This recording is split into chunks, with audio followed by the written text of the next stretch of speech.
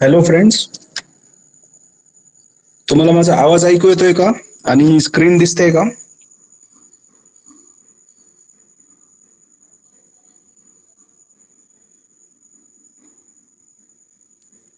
कोणीतरी अनम्यूट करून कन्फर्म करा की माझा आवाज ऐकू येतोय आणि स्क्रीन पण दिसते. हो सर, आवाज येतोय, स्क्रीन पण दिसते. Okay, thank you.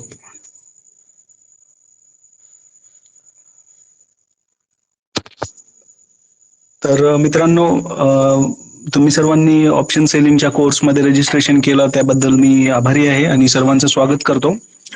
तर काल आपण एक इंट्रोडक्टरी सेशन बघितला होता आणि त्याच्यामध्ये मी तुम्हाला सांगितलं होतं की मार्केटमध्ये धोके काय आहेत, किंवा एखाद्या स्टॉकमध्ये आपण लॉंग टर्म जातो तेव्हा कोणकोणत्या पद्धतीने आपल्याला फसवलं जातं, आपण अडकू शकतो, आणि मग त्याच्यावर उपाय काय आहे. स्टॉक्समध्ये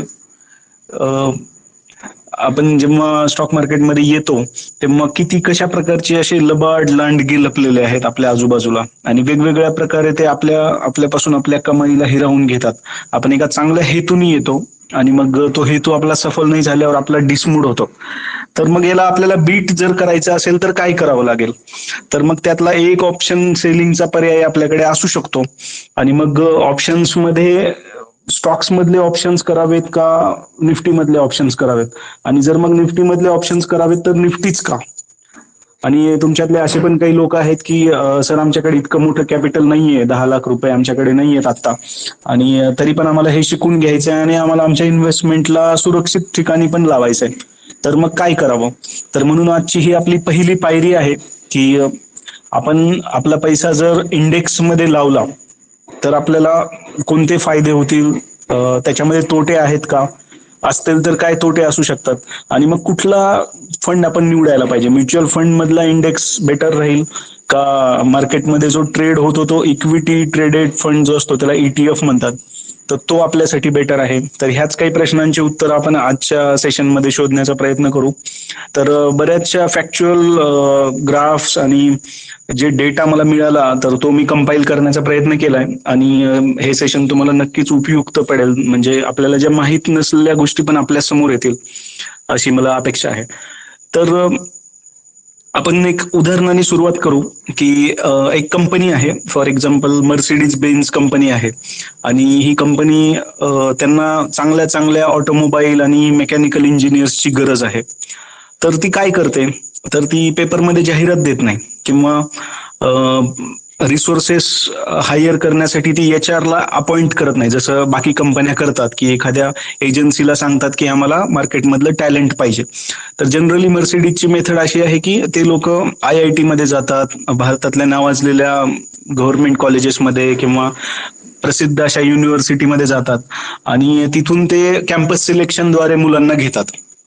माझा एक मित्र मर्सिडीज मध्ये काम करायचा, आणि तिथले एक ऑफिसर पण आमच्या ओळखीचे होते, तर ते आमच्याशी शेअर करायचे की कशा पद्धतीने आम्ही कॅम्पस सिलेक्शन करतो आणि मुलांना सिलेक्ट करतो. तर खूप इंटरेस्टिंग होतं त्यांचं जे मेथड जाणून घेणं. आणि प्रत्येक वर्गामध्ये काही हुशार मुलं असतात, काही ढ मुलं असतात, काही ऍव्हरेज मुलं असतात.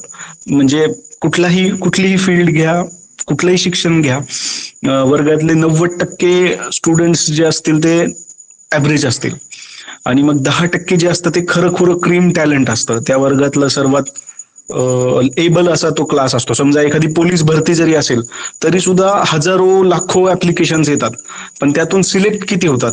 तर 10, 15, 20, 25 असा तो रेशो असतो. 100 मुलं परीक्षेला बसतात आणि एक मुलगा सीए होतो. तर का बरं? तर ते गणितच आहे की there are only few topper students, right. त्या टॉपर मुलांमध्ये काहीतरी एक्स्ट्रा ऑर्डिनरी आहे आणि म्हणूनच ते मुलं पुढे जातात. तर तसंच जर आपण बघितलं तर फक्त त्या टॅलेंटेड मुलांनाच पुढे चान्स मिळतो. चांगल्या चांगल्या पॅकेजच्या नोकऱ्या कोणाला मिळतात? एवढे लाखो लोक IAS परीक्षेला बसतात, MPSC ला बसतात, तर त्यातून फार कमी जणांना चान्स मिळतो. तर त्याच पद्धतीनं जर मी सेम प्रिन्सिपल स्टॉक मार्केटमध्ये अप्लाय करण्याचा प्रयत्न केला तर 8,500 कंपन्यांमध्ये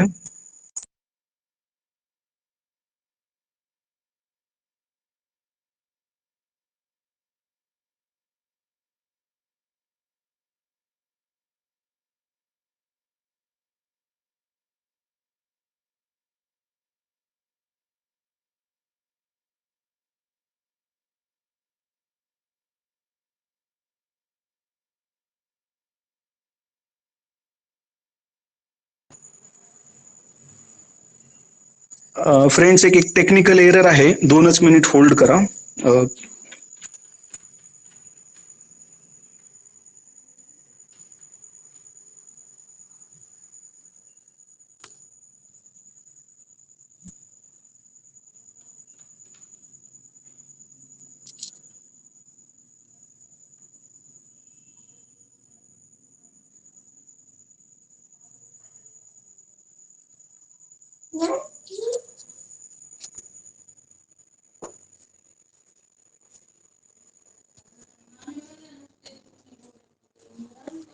माझा क्लास सुरू आहे, त्याला घे ना.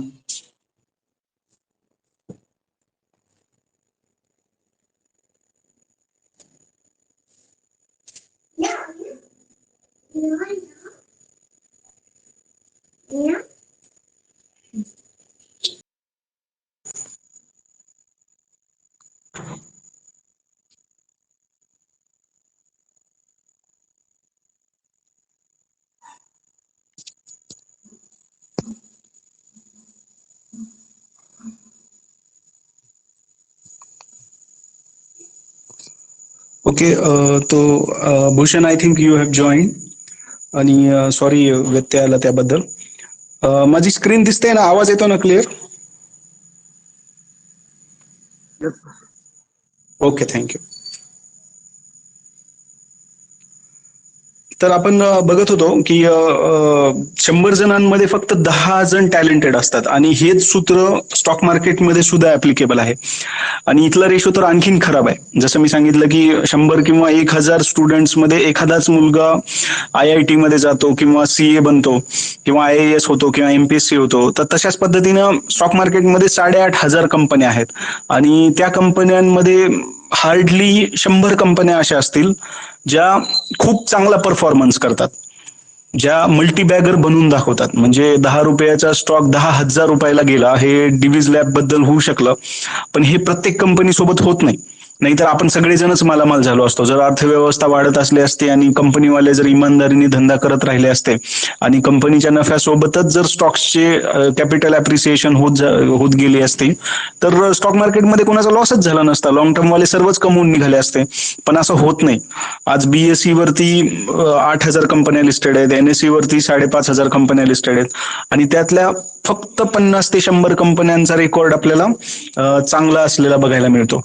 तर आपल्याला शोधता कसं येईल? आपण आपला समजा आपण कंपनीमध्ये हायर करणारे आहोत ऑफिसर, आपल्याला चांगलं टॅलेंट निवडायचं आहे, त्यांच्यावरती आपल्याला आपलं भविष्य अवलंबून आहे, आपल्या कंपनीला ते खूप पुढे घेऊन जाणार आहेत. पण जर आपलं सिलेक्शन चुकलं, आपण जर टुकार लोकांना जर आपल्या टीम मध्ये प्रवेश दिला तर ते स्वतः बुडतील आणि आपल्याला घेऊन बुडतील. तर मग ही रिस्क आपण मिनिमाइज कशी करायची? ओळखायचं कसं? कुठंतरी आपण सर्वांनी फटका खाल्लेला असतो. आपल्याला एक गोड स्वप्न दाखवण्यात येतं की जसा जसा टाइम जात राहील तसं तसं आपला स्टॉक चांगला परफॉर्म करेल, लॉंग टर्म मध्ये खूप पॉवर आहे, कंपाऊंडिंग आहे, तुम्ही फक्त पैसे लावा आणि शांत बसा. आणि मग आपण खूप अभ्यास करतो, आपण ब्रँडेड कंपन्या पण सिलेक्ट करतो, पण खरोखर त्या कंपन्या तसा रिटर्न देतात का? स्टॉक मार्केटमध्ये मी आलो 2014-15 मध्ये, आणि त्यावेळी टाटा मोटरचा एक स्टॉक होता. आणि मला आठवतं त्यावेळी टाटा मोटर्स 418 रुपयांनी मी ट्रेड केलेला आहे. 418 रुपये, 420 रुपये अशी त्याची रेंज असायची. आणि आज 2022 उजडला, आणि आज सुद्धा टाटा मोटर तिथेच आहे. 400 रुपये, 418 रुपये, 420 रुपये. मग 7 वर्षापूर्वी ज्या माणसाने टाटा मोटर्स मध्ये पैसे लावले होते, तर तो इतका परेशान झाला असेल, कारण हा स्टॉक 80 रुपयाला पण गेला होता मध्यंतरी. तो 100 रुपयाला पण गेला होता, तो 75ला पण गेला होता, आणि परत तोच पायऱ्या चढत चढत 200, 250, 300, आणि आता तो 400, 450 वर आलाय वापस. एकदा तो 500ला टच करून आलाय. तर असे असे कितीतरी उदाहरणं सांगता येतील. ज्यावेळी मी स्टॉक मार्केटमध्ये आलो, आम्ही ट्रेड केलं. 3,000 रुपये हिरो मोटर्सची किंमत होती. 3,500, 3,700 रुपये, 3,000 असे रेट्स आम्ही बघितलेले आहेत. मध्यंतरी ते 4,000 पर्यंत पण गेले. आणि आज त्याची हालत काय आहे, तर आज सुद्धा त्याची हालत तीच आहे. 2,500 रुपये, 2,700 रुपये त्याची जी रेंज असते. तर आणि ह्या एकदम ब्रँडेड कंपन्या आहेत. ह्या अशा कंपन्या नाही आहेत की स्मॉल कॅप आहे किंवा ऑपरेटेड ड्रिव्हन स्टॉक आहे, असं नाहीये. ह्यांची मालमत्ता हजारो कोटी रुपयांची, यांची मार्केट कॅपिटल इतकी मोठी आहे. दैनंदिन जीवनामध्ये लागणाऱ्या सेक्टर मधल्या गोष्टी आहेत ह्या.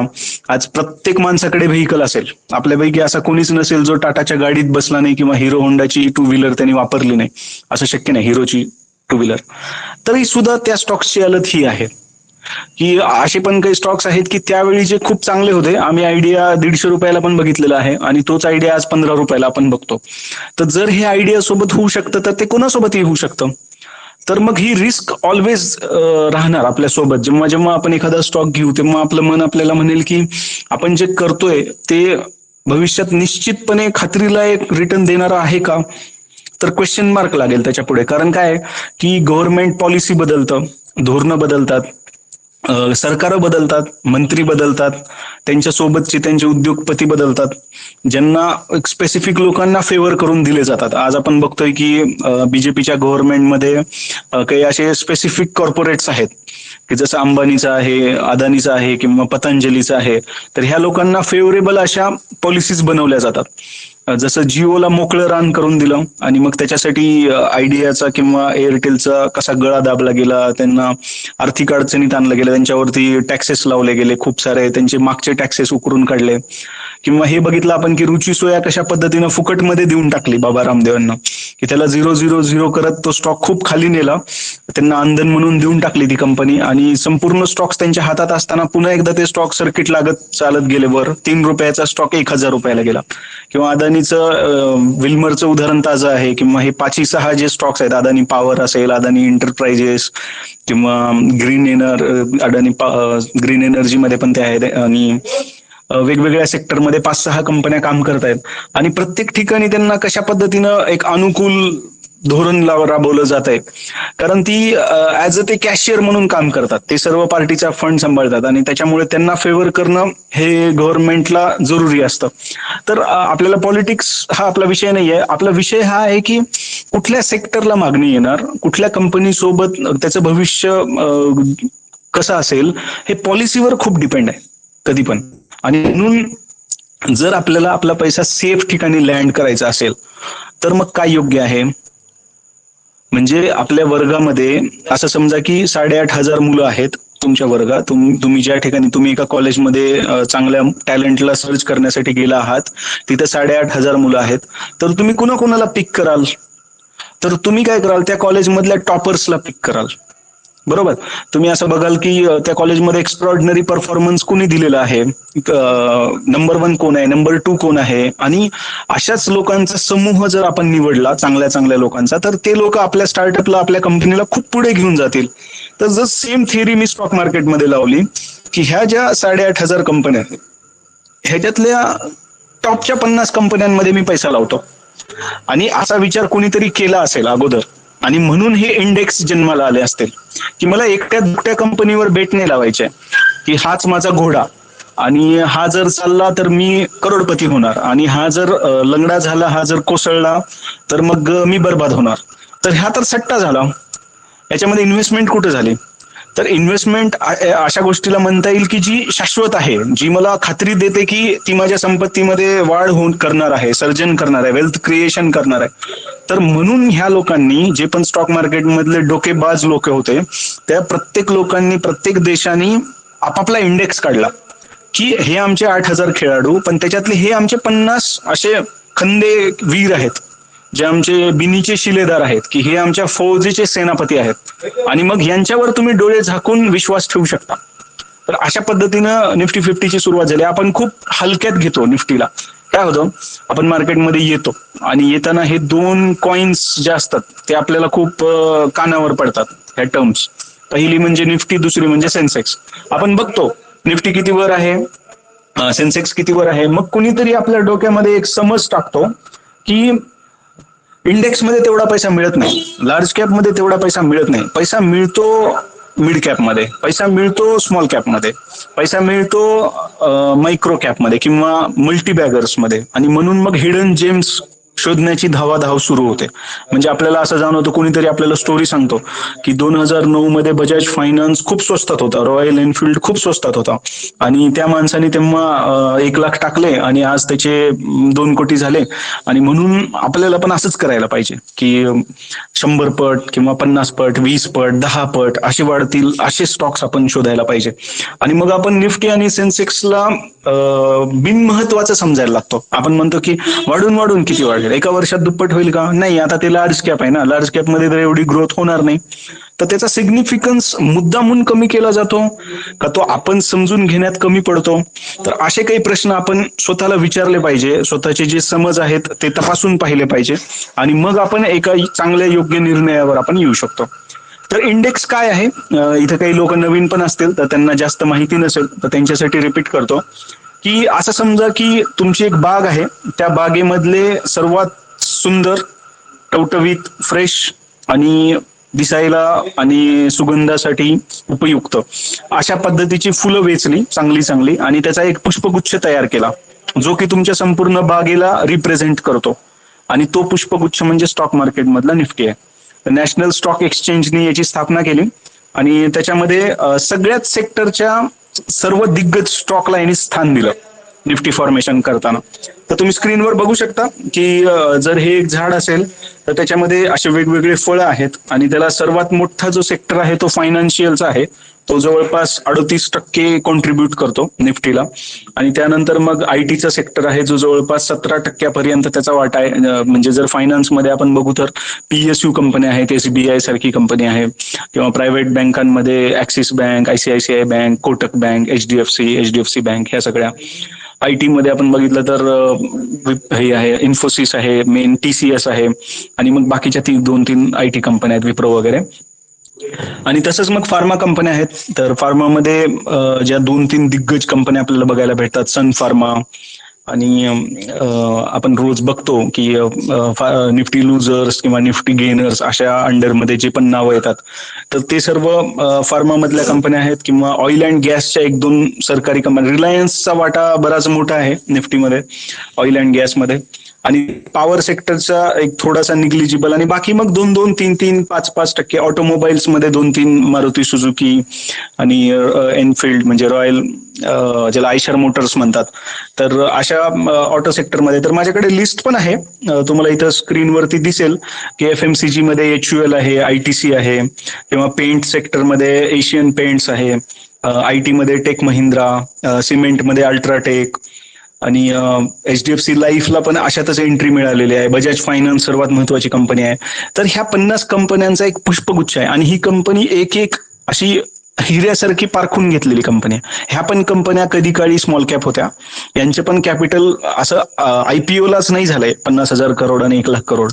तर हे टप्पे चढत चढत चढत 25-25 वर्ष, 30-30, 40-40 वर्ष परफॉर्म करत ह्या कंपन्या आज निफ्टीमध्ये पोहोचलेल्या आहेत. म्हणजे प्रत्येक लार्ज कॅप कंपनी ही कधी ना कधी स्मॉल कॅप होती, आणि ती मग मिड कॅप झाली, आणि मग ती लार्ज कॅप झाली, जायंट झाली, मार्केट लीडर झाली, सेक्टर लीडर झाली, आणि मग ती निफ्टीमध्ये आली.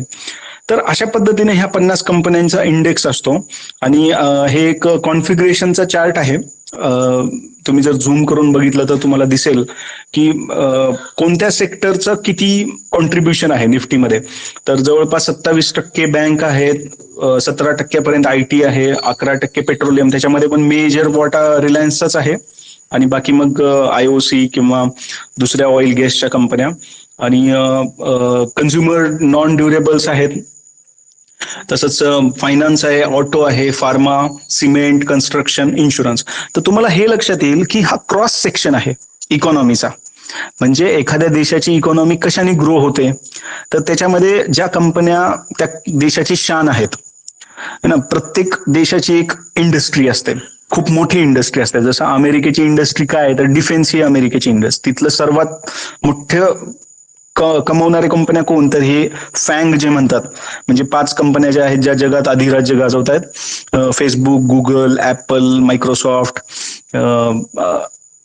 ही पण आहे ना नेटफ्लिक्स. तर अशा ह्या 4-5 ज्या कंपन्या आहेत त्या, आणि दुसऱ्या म्हणजे बोईंग, त्यांचे जे डिफेन्स सेक्टर आहे, ज्या खूप विघातक असे आर्म्स बनवतात, वेपन्स बनवतात, इंडस्ट्री जी आहे त्यांची, तर त्याचे जे शेअर्स आहेत ते खूप जास्त व्हॅल्युएबल आहेत अमेरिकेमध्ये. तर ती त्या देशाची ओळख आहे. काही देश आपल्या एनर्जी सेक्टरसाठी ओळखले जातात, तर काही देश फक्त ऑइलसाठी ओळखले जातात. तर त्या त्या देशाची इकॉनॉमी कोणत्या कंपन्यांमुळे चालते, कोणत्या सेक्टर्समुळे चालते, तर भारताची इकॉनॉमी ह्याच 5-6 सेक्टरवर डिपेंडंट आहे सर्वात मेजर. जर भारताकडून आयटी काढून घेतलं तर आपला जीडीपी किती कमी होऊन जाईल. तर ह्या सगळ्याचा क्रॉस सेक्शन तुम्हाला इंडेक्समध्ये बघायला भेटतो की तुमची इकॉनॉमी ज्या पद्धतीने रन होते. तर निफ्टी वाढला म्हणजे इकॉनॉमी वाढली, असं त्याचं सरळ सरळ गणित आहे. मग कुणी मला विचारेल की पण निफ्टीमध्येच गेल्याचे बेनिफिट काय आहेत. आम्ही असं करतो की आम्ही 50 स्टॉक घेऊन टाकतो, किंवा 50 मधले आम्ही 15 स्टॉक घेतो, 20 स्टॉक घेतो जे निफ्टीमध्येच असतील, आणि आम्ही त्याच्यामध्ये ट्रेड करतो. तर त्याच्यामध्ये तर मला जास्त फायदा होईल. म्हणजे निफ्टी घेण्यापेक्षा मी जर समजा टीसीएस घेतला इंडिव्हिज्युअल, किंवा जर मी एखादी स्पेसिफिक कंपनीज घेतली फक्त, तर मग मला जास्त फायदा होईल त्याच्यातून. तर असं नाहीये. गंमत इथंच आहे की जर तुम्ही निफ्टीमध्ये राहाल तर तुम्ही खूप सेफ राहाल आणि खूप पैसे कमवाल, पण ऍट द सेम टाइम जर तुम्ही इंडिव्हिज्युअल स्टॉक्स मध्ये जाल तर कदाचित तुम्हाला लॉस होण्याचे चान्सेस जास्त आहे, किंवा तितके पैसे नाही मिळणार जेवढे निफ्टीमध्ये मिळतील. तर आता कुणी याला क्रॉस क्वेश्चन करेल कसं काय, तर आपण त्याचे उत्तर शोधण्याचे प्रयत्न करू. तर सर्वात पहिला जो पॉइंट आहे तो आहे एक्सपेन्स रेशो. एक्सपेन्स रेशो म्हणजे काय, जेव्हा पण तुम्ही देवाणघेवाण करता तुमच्या स्टॉक्सची किंवा कुठल्या पण ट्रेडमध्ये, तर तुम्हाला त्याच्या बदल्यात काही पैसे द्यावे लागतात.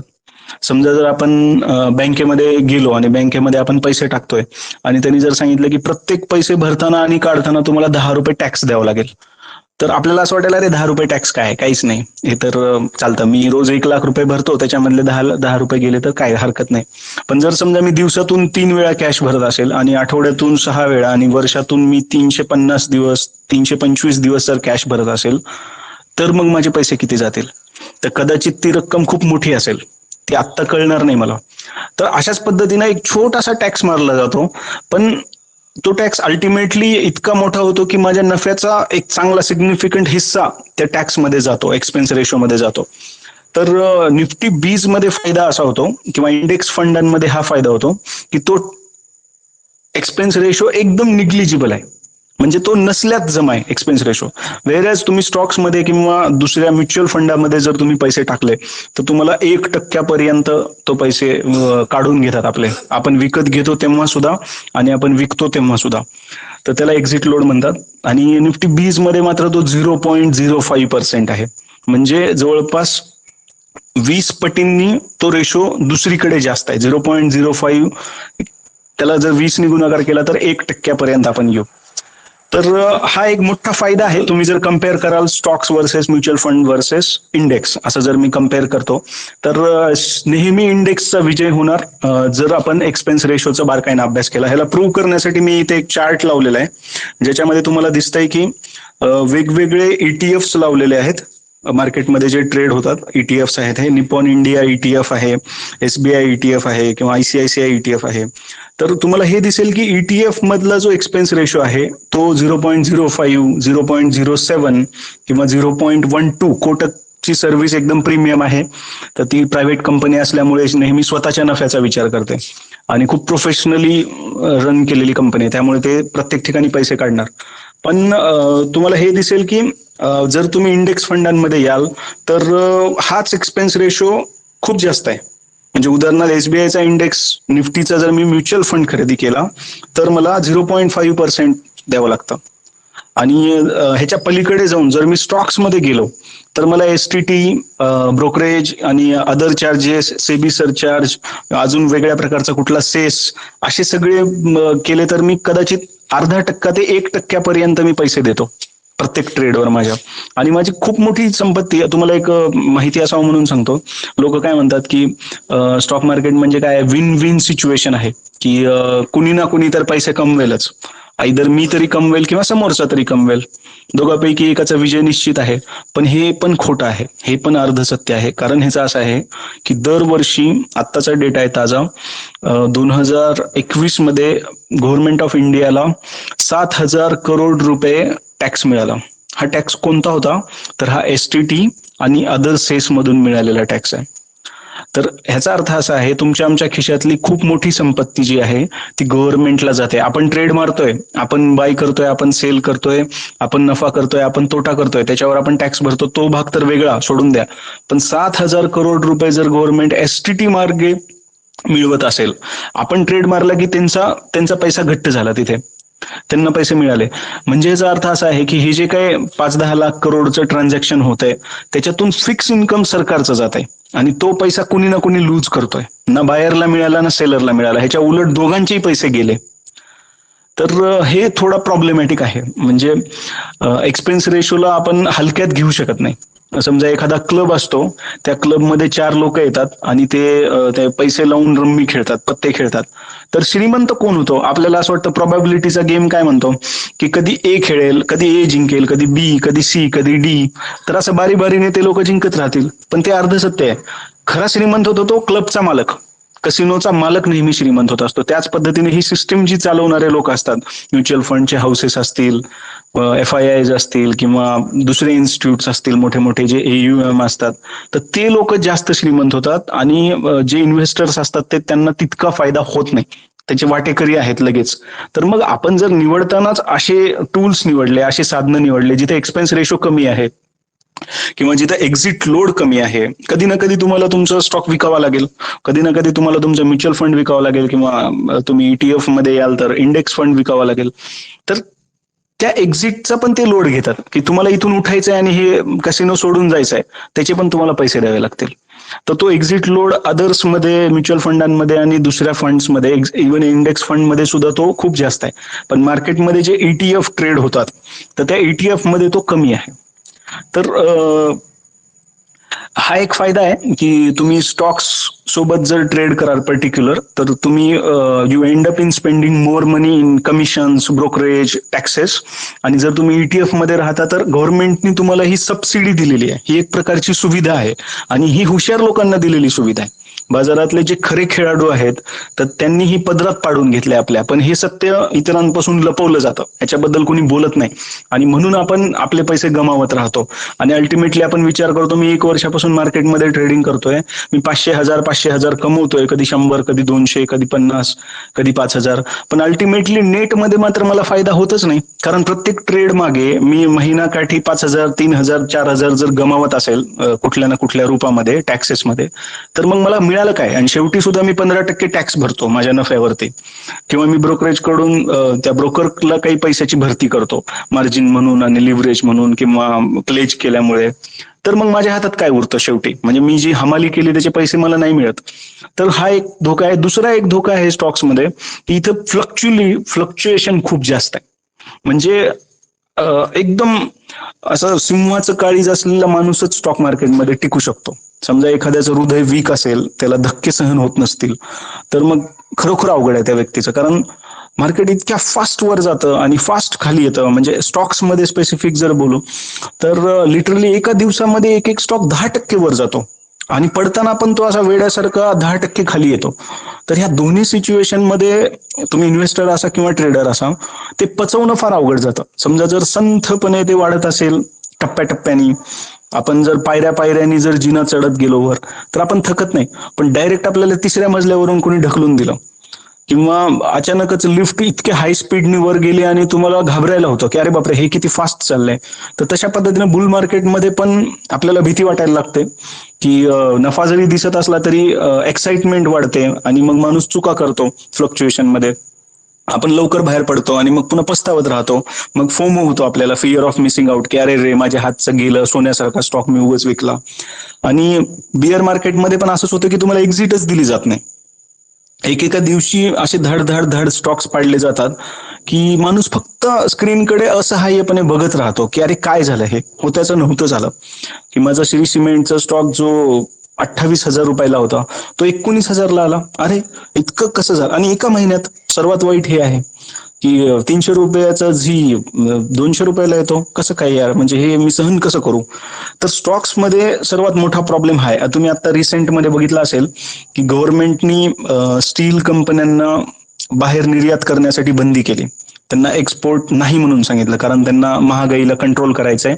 आणि बिल्डर लॉबीनी त्यांच्यावरती दबाव टाकला क्रेडाईनी की आमचं सिमेंट आणि स्टील स्वस्त करा, काही पण करा, आम्हाला लॉसमध्ये घालू नका, आम्हाला घरं बनवायचे. आणि त्या लोकांचे खूप मोठा इन्फ्लुएन्स असतो पॉलिटिशियन्सवरती. तर त्यांची लॉबी विजयी ठरले आणि गव्हर्नमेंटनी त्यांना स्टील कंपन्यांना मनाई केली बाहेर पडायला. त्यांना कॉम्पिटिशन मधून बाद केलं थोडक्यात. 10% महाग स्टील कोण घेईल, का घेईल तुमचं. आणि मग ऑटोमॅटिक स्टीलचे भाव पडले. पण इकडे बघितलं तर टाटा स्टीलचा भाव किती खाली आला, 10%. एका दिवसामध्ये 8-8%, 10%, 15%. बरं ती घसरण सुरूच आहे आणखीन सुद्धा, आणि ती अजून किती होईल माहिती नाही. तर मग अशा केसमध्ये जर समजा तुमच्या पॉलिसीजमुळे, गव्हर्नमेंटच्या एका निर्णयामुळे असे फ्लक्च्युएशन जर तुम्हाला फेस करावे लागतील तर किती अवघड आहे. आता मी जर कम्पेअर केलं की स्टील सेक्टर मधल्या कंपन्या 10-10% पडल्या, ज्याच्यामधून एक पण त्या तडाख्यातून सुटली नाही. स्मॉल कॅप असो, मिड कॅप असो, गोदावरी सारखा मेटलचा स्टॉक असेल किंवा टाटा स्टील सारखी नंबर 1 कंपनी, JSPL, तुमची वेदांता, गव्हर्नमेंटची PSU, सेल, तर हे सगळ्या खाली आल्या. पण निफ्टी आला का 10% खाली? नाही. निफ्टी किती खाली आला? 1%, 1.5%, 2%. आणि परत तो निफ्टी वर पण जायला लागला त्या गव्हर्नमेंटच्या निर्णयानंतर. कारण काय, निफ्टी म्हणजे टाटा स्टील नाही. जरी टाटा स्टीलचा समावेश निफ्टीमध्ये असेल, पण निफ्टीमध्ये इतके बाकीचे कॉम्पोनंट्स पण आहेत जे त्याला बॅलन्स करतात. जी ही झालेली पडझड आहे तुमची, तर ती सहन करण्याची, त्याला कुशन देण्याची, त्याला भरून काढण्याची, त्याची भरपाई करण्याची ताकद दुसऱ्या कंपन्यांमध्ये आहे. ITC जर 5-10% वाढला तर टाटा स्टीलचा ओनर जो स्टॉक घेऊन बसलाय टाटा स्टीलचा, तो ITCच्या फायद्यापासून स्वतःचा फायदा करून घेऊ शकत नाही. पण निफ्टी घेऊन बसलाय त्याला मात्र फायदा होतो. तिकडे ITCने 10 रुपये डिव्हिडंड जाहीर केला की स्टॉकची प्राइस वाढते आणि माझ्या निफ्टीची पण किंमत वाढते. तर ही त्याची ब्युटी आहे की तुम्ही तुमची जी एका सेक्टर सोबत जोडलेली रिस्क आहे ती अचानक कमी होते जर तुम्ही इंडेक्समध्ये असता तर. कारण मी जसं सांगितलं, हा पुष्पगुच्छ आहे ज्याच्यामध्ये थोडं टेलिकॉम आहे, थोडी एनर्जी आहे, थोडी टेक्नॉलॉजी आहे, थोडी हेल्थ केअर आहे. आणि हिची अजून एक गंमत आहे इंडेक्सची, की पैसा जो असतो तो एका सेक्टरमधून दुसऱ्या सेक्टरमध्ये रोटेट होतो. समजा जर मेटलला पाडलं आणि त्याच्यातून 5,000 कोटी बाहेर काढले, तर ते 5,000 कोटी कुठं जातात त्या दिवशी?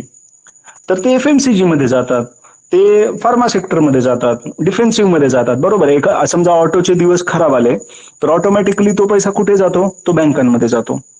तर ही त्याची गंमत आहे की तुमचा निफ्टी आपोआप मॅनेज होतो. तो पैसा कोणी घरी नाही घेऊन जात की चला चला आता मार्केट पडायला लागले, आता आपण कॅश घेऊ किंवा सगळेच्या सगळे पैसे बॉन्ड मार्केटमध्ये टाकू. असं फक्त 10 वर्षात एकदा घडतं, जेव्हा खूप मोठी रिसेशन येते आणि मग बिअर लॉबी ठरवून गेम करते मार्केटचा. तर आपण बघितलं 2008 मध्ये झालं, किंवा कोविडला 2020 मध्ये महिन्याभरासाठी हे फेस करावं लागलं. पण अदर नॉर्मल टाइम मध्ये मात्र तो इंडेक्स असा रोज तुटत नाही. तर रिस्क जी असते ती कमी असते. आणि आपण ते ऐकतो बघा की सर्व अंडे एका टोपलीमध्ये ठेवू नका, हा गुंतवणुकीचा सर्वात बेसिक नियम आहे. तर त्याला म्हणतात डायव्हर्सिफिकेशन. आणि डायव्हर्सिफिकेशन का आवश्यक आहे, तर समजा जर मी खूप सखोल रिसर्च केला आणि त्याच्यामध्ये मी स्टॉकमध्ये 15 ते 20 स्टॉक्स मी शोधून काढले आणि त्याच्यामधले माझे 5 ते 6 स्टॉक्स चांगले पण लागले, त्यांनी मला चांगले रिटर्न दिले, कोणी 50% दिले, कोणी 40% पर्यंत दिले. आणि काही स्टॉकनी मात्र समजा त्याच 15 मधल्या 5 स्टॉकनी काहीच नाही केलं, ते तिथल्या तिथं घुटमळत राहिले. पण त्या 15 मधल्या 5 स्टॉकनी मात्र वाताहत केली. ते स्टॉक्स असे पडले की लिटरली ते एकदम म्हणजे माती मोल झाले, कवडी मोल झाले. त्या कंपन्या फसव्या निघाल्या. तर माझ्या पोर्टफोलिओची हालत काय होईल, की जो काही नफा मी त्या चांगल्या कंपन्यांमध्ये मिळवला होता तो तर धुवून जाईलच, पण त्याच्यासोबत मला लॉसमध्येच माझी इन्व्हेस्टमेंट एंड करावी लागेल. आणि असं होतं की असं कधीच नाही होऊ शकत की 15च्या 15 कंपन्या परफॉर्म करतील पुढे जाऊन. आणि जर समजा मला एक असा सेफ पॅसेज मिळत असेल ज्याच्यामध्ये माझ्याजवळ चॉईस आहे की मला डायव्हर्सिफिकेशन पण मिळतंय, सेक्टरल रिस्क पण कमी होते, ऍट द सेम टाइम माझ्या कंपन्या कधी खाली जाणारच नाहीत. या 50 कंपन्या अशा आहेत ज्या नेहमी कायमस्वरूपी वर जातील. आणि म्हणून ते लोक एक सुविचार म्हणतात की आदमी हो या स्टॉक मार्केट जाना तो ऊपर ही है. तर असं का म्हणतात, तर त्यांना माहिती आहे की इंडेक्स निव्हर डाय. तो अमर होण्याचं वरदान घेऊन आलेला इंडेक्स. जर समजा उद्या आज 16,200 ला असलेला निफ्टी जर उद्या परत एकदा 5,000 ला गेला तर आपल्या गव्हर्नमेंटला काही नाक राहील का? बाहेरच्या देशांमध्ये भारताची किती चीतू होईल की अरे काय स्टॉक मार्केट आहे भारताचं. आपल्या गव्हर्नमेंटचा भर कशावर आहे की परदेशी कंपन्यांनी भारतात यावं, भारतामध्ये गुंतवणुकी कराव्या, प्लांट उभारावे, आपली जी अर्थव्यवस्था कृषीवर आधारित आहे ती डिपेंडन्सी कमी करावी आणि ती जास्तीत जास्त उद्योगधंद्यांकडे वळवावी. आणि मग शेतीवरचे खाणारे तोंड कमी झाले की आपल्या आत्महत्या कमी होतील, रिसोर्सेस वाढतील, देशाची प्रगती होईल. असंच सगळ्या गव्हर्नमेंटचं म्हणजे सगळी धोरणं जी बनवली जातात ती यावरूनच बनवली जातात. मग ह्याच्यासाठी जबरदस्ती जमिनी अधिग्रहण करून कारखाने लावतात गव्हर्नमेंट, MIDC बसवतात. का बरं? तर त्यांना ती डिपेंडन्सी कमी करायची आहे. आपल्या देशाला त्यांना जर पुढे न्यायचंय तर त्यांना उद्योगधंद्यांमध्ये पैसे आणायचे आणि ते पण परदेशातून आणायचे. आणि जर अशा वेळेस जर निफ्टी जर खराब परफॉर्म करेल तर कोण तुमच्या देशामध्ये येईल? तुमची निफ्टी जर खराब परफॉर्म करता याचा अर्थ तुमची इकॉनॉमी चांगली नाहीये. आणि डबघाईला आलेल्या इकॉनॉमीमध्ये पार्टनर बनण्यात कोणाला इंटरेस्ट असेल? तर निफ्टीला मॅनेज करणं ही सरकारची अपरिहार्यता आहे. त्याला वर न्यावंच लागेल. तुमची इकॉनॉमी कशीही असू द्या, त्याला दाखवावंच लागेल की आमचा देश प्रोग्रेस करतोय. आणि म्हणून 18,000चा निफ्टी जरी 13-14,000ला गेला इन केस टाइम बिंग, त्याला वरच जायचंय. आणि दुसरा एक विचार करा, 130 करोड 40 करोड युजर्सचा हा देश आहे. तर हे लोक जेव्हा व्यवसाय करतील आपापसात किंवा बाहेरच्यांसोबत तर प्रगती होणारच, कंपन्या नफा कमवणारच. आज किती जरी आर्थिक मंदी आली तर आपण डोक्याला तेल लावणं सोडणार नाही, अंगाला साबण लावणं सोडणार नाही, टूथपेस्ट करणं सोडणार नाही, गाडीवर फिरणं सोडणार नाही. असं कधी शक्य नाही होणार की आम्ही सगळ्या सेवा बंद करू आमच्या. गव्हर्नमेंटने आपल्याला असं जखडून टाकलंय की बँकांशिवाय तुमचे व्यवहारच होऊ शकत नाहीत. सुरुवातीला आपला फॉर्मल सेक्टर आणि इन्फॉर्मल सेक्टर 50-50 होता. आपले खूप सारे व्यवहार बिना बँकाचे शक्य होते. आज 20,000च्या पुढे तुम्ही कॅश देऊ शकत नाही दुसऱ्या माणसाला, तुम्ही लगेच पकडले जाता, तुम्हाला नोटीस येते. बँका तर चालणारच. तर अशा पद्धतीनं एक सिस्टीम बनवली जाते की जी इतकी पोलादी आहे की त्यामुळे इकॉनॉमीला पुढे जाणं भाग आहे. आणि जर मग हे काळाची पावलं ओळखून जर आपण ह्या इंडेक्स वरती जर भरोसा ठेवला तर आपल्याला नक्की फायदा होणार. आता आणखीन एक ब्युटी आहे इंडेक्सची की प्रत्येक तांदळामध्ये काही खडे असतात आणि हे खडे आपल्याला दगा देतात. हे जे खडे असतात तर तेच आपल्याला त्रासदायक ठरतात. आता इव्हन निफ्टीमध्ये सुद्धा असं कोणीच नाहीये की जो प्रगती करणे म्हणजे एखाद्याला असं वरदान नाहीये की ती कंपनी कधी बुडणारच नाही. तर गंमत अशी आहे की निफ्टीमध्ये एक फ्लेक्झिबिलिटी पण आहे.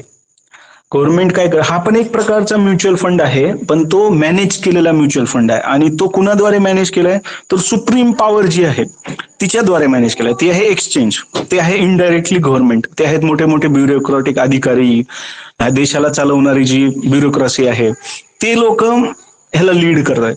तर कधी काळी तुम्हाला माहिती असेल येस बँक हा निफ्टीचा भाग होता. 2008 पर्यंत सत्यम कॉम्प्युटर हा सुद्धा निफ्टीचा भाग होता. आणि अनिल अंबानीच्या ज्या कंपन्या होत्या रिलायन्स कॅपिटल किंवा रिलायन्स इन्फ्रास्ट्रक्चर ह्या सुद्धा निफ्टीचा भाग होता. इव्हन रिलायन्स कम्युनिकेशन हा सुद्धा निफ्टीचा भाग होता. आणि ह्या कंपन्या बाद झाल्या. ह्या कंपन्या हळूहळू डिटोरिएट झाल्या, दिवाळखोर झाल्या, लाखो करोडो रुपयांचं यांच्यावर नुकसान झालं. जे जे लोकांनी ह्या कंपन्यांमध्ये पैसे लावले ते सर्व लोक बुडाले, अक्षरशः कंगाल झाले. पण निफ्टीने काय केलं, त्यांना हकलून दिलं. निफ्टीने काय केलं, नॉन परफॉर्मन्सला बाहेर काढलं आणि परफॉर्मर लोकांना जागा दिली. ह्याचा अर्थ काय की निफ्टीमध्ये गुंतवणाऱ्या लोकांना वाचवलं. जी लोक डोळे बंद करून निफ्टीवर विश्वास ठेवत राहिले, तर त्यांना एक विश्वास मिळाला की माझ्या ज्या 50 कंपन्या आहेत त्या ऑलवेज टॉपर असणार आहेत, त्याच्यामध्ये लुजरला जागाच नाहीये. म्हणजे जर मला काहीही माहित नाही स्टॉक मार्केट बद्दल आणि मी जर भरोसा ठेवला निफ्टी आणि सेन्सेक्स वरती, तर मी सेफ आहे. कारण इंडेक्स नेव्हर डाय. इंडेक्स तर खराब कंपन्यांना बाहेर काढून टाकणार. गंमत अशी आहे, 1998 मध्ये ज्या 50 कंपन्या निफ्टीने सुरू केल्या होत्या त्याच्यामध्ये एसीसी सिमेंट पण होता, तर त्या 50 मधल्या फक्त 12 कंपन्या आज टिकून आहेत. 38 कंपन्यांना रिप्लेस केलं गेलंय. आणि ह्याच्या पुढे सुद्धा समजा ह्या 50 मधली एखादी कंपनी फेल झाली इन केस, तर तिला बाहेर काढतील, परफॉर्मरला मध्ये घेतील. उद्या काय माहिती डीमार्टला मध्ये घेतील जर डीमार्ट अशाच पद्धतीने वाढत राहिलं तर. आणि जी नॉन परफॉर्मर असेल तिला बाहेर काढतील. तर गंमत अशी आहे की खराब कंपन्यांना इथं जागाच नाही. सडलेला जो आंबा आहे त्याची लक्षणं जर दिसली की हा सडतोय, त्याला उचलून फेकून दिलं जातं आणि कोवळा चांगला चवदार आंबा परत एकदा त्या टोपलीत प्रवेश करतो. आणि म्हणून इन्स्टिट्यूशन्स, म्हणून मोठे मोठे लोक, HNI किंवा मार्केट चालवणारी जी लॉबी आहे, 5% जे संपत्तीवान लोक आहेत, तर त्यांना एक सेफ पॅसेज उपलब्ध करून दिला जातो या निफ्टी मार्केट. दुसरं एक असं आहे की बरेच लोक तर्क देतात की निफ्टीला बीट करणारे काही म्युच्युअल फंड्स आहेत, आणि जर आम्ही त्या म्युच्युअल फंडांमध्ये किंवा त्या स्टॉक्समध्ये जर आम्ही पैसे टाकले, म्हणजे आता इश्यू येतो रिटर्न्स वरती, की खरोखर तुमचा निफ्टी रिटर्न देतोय का. मार्केटमध्ये अशा पण काही दुसऱ्या ऍसेट्स आहेत जे निफ्टीला बीट करतात आणि चांगला आउट परफॉर्म करतात. तर आपण आणखीन एक चार्ट बघूया इथे की ज्याच्यामध्ये एक तुम्हाला डाव्या बाजूला एक चार्ट दिसेल, ज्याच्यामध्ये तुम्हाला हे दिसेल की पहिलं जो आहे तो ग्रीन कलर मध्ये जे SIP परफॉर्मन्स जिथे लिहिलेलं आहे, तर तिथे तुम्हाला दिसेल की टोटल अमाऊंट इन्व्हेस्टेड असं लिहिलेलं आहे, आणि ती आहे लाख मध्ये, आणि करंट व्हॅल्यू ऑफ इन्व्हेस्टमेंट. तर तुम्हाला हे दिसेल की ज्या लोकांनी 10,000 रुपये प्रत्येक महिन्याला टाकले होते, तर त्यांचा परफॉर्मन्स आणि सध्याची जी इन्व्हेस्टमेंट होते त्यांची, त्या दोघांचं कंपॅरिझन केलेलं आहे. आणि लमसम परफॉर्मन्स कसा होतोय, म्हणजे SIP मधल्या लोकांना, ज्या लोकांनी निफ्टी 50 लिंक म्युच्युअल फंडांमध्ये पैसे टाकले, तर त्यांना कसे रिटर्न मिळाले. तर तुम्हाला तो ग्राफ असा दिसेल की 3 वर्ष, 5 वर्ष, 7 वर्ष, 10 वर्ष, 15 वर्ष आणि 20 वर्ष. तर 20 वर्षामध्ये ज्यांनी समजा काही लाख रुपयांपासून सुरुवात केली असेल, तर त्याला किती जास्त रिटर्न आज मिळालेले आहेत. समजा ज्यांनी 10,000 रुपये टाकले होते, तर त्याची किंमत आज 120 लाख रुपये, म्हणजे जवळपास 1,20,00,000 रुपये त्याची किंमत झालेली दिसते. आणि पहिल्या चार्टमध्ये तुम्हाला हे दिसतंय की मे 2012 पासून मे 2022 पर्यंत तुमचा जो एखाद्याने जर लमसम मध्ये टाकले असते पैसे, तर मात्र त्याचं काय झालं असतं. तर दुसरा एक चार्ट इंटरेस्टिंग आणखीन एक दाखवतो मी तुम्हाला, ज्याच्यामध्ये आणखीन क्लिअर होईल आपल्याला की ETF आणि इंडेक्स मध्ये नेमकं काय घडतंय. तर पहिल्या चार्टमध्ये तुम्हाला दिसेल की ETF मधली जी इन्व्हेस्टमेंट आहे ती किती मोठी आहे. म्हणजे मार्केट मधले जे ETFs आहेत ते जवळपास 80% ते 90% जे आहेत ते कोण लोक आहेत, तर हे मोठे मोठे कॉर्पोरेट लोक आहेत. हे जे ग्रीन कलरचे जे पाय चार्ट इथं बार चार्ट लावलेले आहेत ते सर्व कॉर्पोरेट्स आहेत, आणि ETF मधला खूप मोठा हिस्सा ह्या कॉर्पोरेट्सने घेतलेला आहे. आणि त्याच्यानंतर काही बँका आणि FIIs आहेत, HNIs आहेत, आणि सर्वात छोटा जो हिस्सा आहे वरचा लाल कलरचा तो रिटेल लोकांचा आहे. तर सांगायचंय काय मला ह्या चार्ट मधून की ऍक्च्युली निफ्टीमध्ये सर्वात जास्त बेनिफिशियरी कोण आहे, सर्वात जास्त कमाई कोण करतोय, सर्वात जास्त पैसे कोण घेऊन जातोय, तर हे कॉर्पोरेट आहेत जे सर्वात जास्त कमाई करतायत निफ्टीमधून. आणि रिटेलचा हिस्सा किती छोटा आहे. ऍक्च्युली व्हायला तर उलट पाहिजे. कॉर्पोरेट जवळ नॉलेज आहे, कॉर्पोरेट जवळ इनसाइड इन्फॉर्मेशन आहे, कॉर्पोरेट जवळ अमाप पैसा आहे, तर त्या लोकांनी स्टॉक्स मध्ये जायला पाहिजे. आणि रिटेल लोकांजवळ काहीच नाही, ना त्यांच्याजवळ इन्फॉर्मेशन आहे, ना त्यांच्याजवळ पैसा आहे, ना रिटेलवाल्याला रिसोर्सेस आहेत कंपन्यांबद्दल त्याला अनालिसिस करण्याची क्षमता नाही. त्यांनी तर इंडेक्स मध्ये यायला पाहिजे. पण आपल्याला एक गोळी दिली जाते की तुम्ही स्टॉक्स मध्ये जा, मल्टीबॅगर्स मध्ये जा, मायक्रो कॅप मध्ये जा, हिडन जेम जा, आणि मग हे अनालिस्ट लोक आपल्याला प्रवृत्त करतात वेगवेगळ्या स्टॉक्स मध्ये पैसे टाकण्यासाठी. जर त्यांनी असं नाही केलं तर त्या कंपन्या पैसे कसे कमवतील. आणि हे एक डोळे उघडणारा चार्ट आहे की ईटीएफ मध्ये खूप जास्त, जर ईटीएफ मध्ये पैसा नसला असता तर कॉर्पोरेट का गेले असते मग एवढे? तर हे खूप विचार करण्यासारखी गोष्ट आहे. आणि इथं दुसरा चार्ट जो दिसतोय आपल्याला त्याच्यामध्ये तुम्हाला इंडेक्स फंड दिसत आहेत. तर तिथं तुम्हाला बघायला भेटेल की HNI लोक जास्त विश्वास ठेवतात इंडेक्स फंडांवरती. आणि तो ऍक्वा कलर, निळा कलर जो आहे तो HNIचा आहे, हाय नेटवर्थ क्लायंट. म्हणजे जे लोक 50 करोड, 100 करोड किंवा 10-5 करोडच्या पुढच्या गप्पा असतात ज्यांच्या, ते लोक हाय नेटवर्थ मध्ये येतात. आणि मग तिथे कॉर्पोरेट किंवा रिटेल बराबर थोडेफार त्याच लेवलमध्ये इंडेक्समध्ये आहेत, पण ETF मध्ये मात्र ते खूप कमी आहेत. तर ह्या चार्ट मधून आपल्याला हे बघायला भेटतं. आता एक दुसरी एक बाजू आहे की ETF मध्ये पैसे टाकायचे म्हणजे काय करायचं. तर हे 10 एक समोर मी तुमच्या वेगवेगळ्या कंपन्यांची नावं आणलेले आहेत, ज्याच्यामध्ये सुरुवात होते निफ्टीज पासून. तर निफ्टी बीज आहे, कोटक आहे, QNI नावाचा एक फंड आहे, UTI आहे, रिलायन्स ETF म्हणजे तोच निफ्टी बीज आहे, आणि एडल बेसिसचा निफ्टीज असं त्याचं नाव आहे. ICICIचा जो निफ्टी ETF आहे त्याला INI किंवा आय निफ्टी असं म्हणतात. आणि रेलिगियरचा आहे त्याला रेलिगियर निफ्टी, आणि बिर्ला सन लाईफचा आहे त्याला BSL निफ्टी. तर असं प्रत्येक कंपनीनी स्वतःसाठी स्वतःचे एक ETF तयार केलेले आहेत. आता हे जे 10, 12, 15 तुम्ही जर अशी लिस्ट बघितली इंटरनेटवर तर तुम्हाला दिसेल की 30 कंपन्या आहेत ज्या वेगवेगळ्या प्रकारच्या ETF किंवा इंडेक्स फंड मध्ये काम करतात. तर इंडेक्स फंड म्हणजे तो म्युच्युअल फंडचा प्रकार झाला, जिथे आपण तो मार्केटमध्ये ट्रेड नाही होत, आजच्या आज घेऊन आजच्या आज विकता नाही येत. तो एक प्रकारचा म्युच्युअल फंड आहे. जर मला तो विकायचा असेल तर आज विकल्यानंतर तो आजच्या क्लोजिंग झालेल्या रेटनी, ते पण मी 2च्या अगोदर जर विकला तर आजच्या क्लोजिंग रेटनी उद्या सौदा होतो आणि परवा दिवशी मला तो खात्यावर जमा होतो 1 किंवा 2 दिवसांनी T+2 ट्रेड मध्ये. आणि जर मी तो खरेदी केला तर मला तो महाग रेटमध्ये मिळतो, जर मी तो विक्री केला तर मला 1 दिवसाच्या अंतराने मिळतो. तर दोन्ही ठिकाणी माझा लॉस होतो. म्हणजे तिथे मी ट्रेडिंग इमिजिएट करू शकत नाही इंडेक्समध्ये. पण ETF मध्ये ती खासियत आहे की आत्ता ह्या क्षणी 8 वाजता म्हणजे 9:15 मला ट्रेड घेता येतो. की आत्ता समजा मार्केट 300 पॉईंट प्लस आहे आणि मी फायद्यात आहे तर मी लगेच बाहेर पडू शकतो.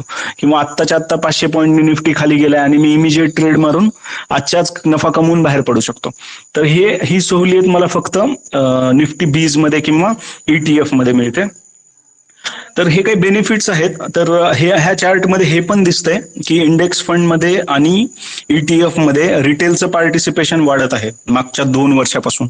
आणि ही एक चांगली गोष्ट आहे की जो रिटेल 20 लाख युनिट्स पर्यंत काम करत होता तो आता जवळपास 1 करोड युनिट पर्यंत काम करतोय ETFच्या. आणि ही ग्रोथ जी आहे ती लिटरली 468% ग्रोथ आहे मागच्या 2 वर्षांमध्ये.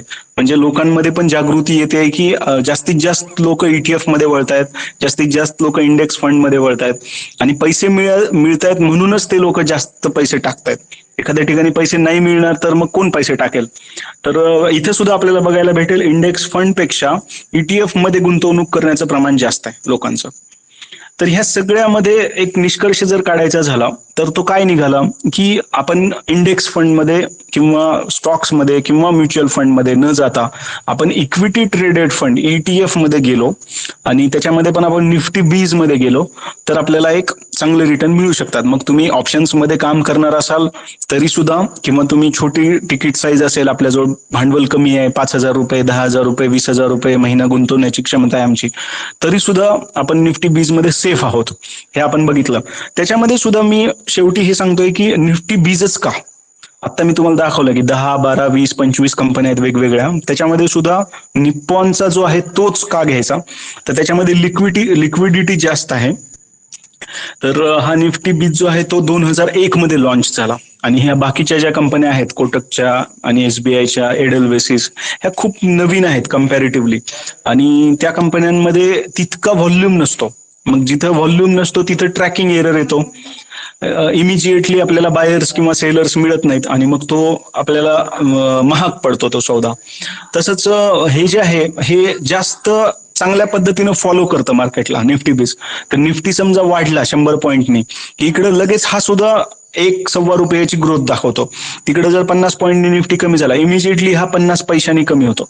तर बेसिकली तुम्हाला हे दिसेल की हे 100 टाइम आहे म्हणजे जर समजा निफ्टी तिकडे 16,200चा असेल तर टेक्निकली एक निफ्टी बीज 162 रुपयाला राहायला पाहिजे, पण डिव्हिडंड्स मिळालेल्या किंवा अदर ऍडजस्टमेंट झाल्यामुळे तो आता 178 रुपये 177 रुपये समथिंग अशा पद्धतीने तो ट्रेड करतोय. आणि हा दोन्हीकडे लिस्टेड आहे, ही पण एक चांगली गोष्ट आहे. बरेच ETF फक्त NSE वर लिस्टेड आहेत, पण निफ्टी बीजची खासियत अशी आहे की तो BSE वर पण लिस्टेड आहे. ऑटोमॅटिकली महाराष्ट्रातले किंवा मुंबईतले जे दिग्गज लोक जे BSE वरती काम करतात तर त्यांचा पण व्हॉल्यूम इथे ऍड होतो निफ्टी बीजवर, आणि म्हणून त्याची जास्त चलती आहे मार्केटमध्ये. तो एक लीडर आहे आणि त्याला बाकीच्या गोष्टी तुम्हाला मिळतात, लिक्विडिटी मिळते, डायव्हर्सिफिकेशन मिळतं, ट्रान्सपरन्सी मिळते. तर बेसिकली प्रत्येक इन्व्हेस्टरनी किंवा प्रत्येक ट्रेडरनी 3 कसोट्यांवर आपली इन्व्हेस्टमेंट तपासून पाहिली पाहिजे. ती म्हणजे RRR, आणि ही RRR आहे रिस्क रिवॉर्ड रेशो. तर तुमची रिस्क रिवॉर्ड तुम्हाला खूप चांगली मिळते जर एखाद्या माणसानी 2003 मध्ये, आता माझ्याकडे फक्त 2003चा चार्ट अवेलेबल आहे, म्हणजे ही जी चार्टिंग वेबसाईट आहे इथे फक्त मागच्या 19 वर्षांचा किंवा 20 वर्षांचा डेटा अवेलेबल असतो. आणि जर मागच्या 20 वर्षाखाली जर आपण निफ्टी बीज विकत घेतला असता, 2001 पासून याची सुरुवात झाली निफ्टी बीजची, आणि जर समजा मी त्यावेळी खरेदी केली असती तर मला तो 7-8 रुपये किंवा 10 रुपयाला जरी मला तो मिळाला असता, तर मागच्या फक्त 21 वर्षांमध्ये त्यांनी मला जवळपास 18 पट वाढ दिली. आणि तो आज 180 रुपयाला आहे, पण तो मध्यंतरी 220 रुपये सुद्धा जाऊन टच करून आलेला आहे. तर ही खूप चांगली वाढ आहे. मला सांगा, बँकांमध्ये, सोन्यामध्ये, प्रॉपर्टीजमध्ये ही वाढ मिळत नाही, आणि आपल्याजवळ इतके पैसे नसतात. आज मला 1000 रुपयामध्ये कोणी प्रॉपर्टी देत नाही, किंवा 2000-5000 रुपयामध्ये सोनं पण येत नाही. ते इतकं असं गुंजभर सोनं येईल 1 ग्रॅम की ते मी सांभाळू पण शकणार नाही, आणि ते मला घेताना पण अवघड आहे, आणि ठेवणं पण अवघड आहे, विकणं पण अवघड आहे.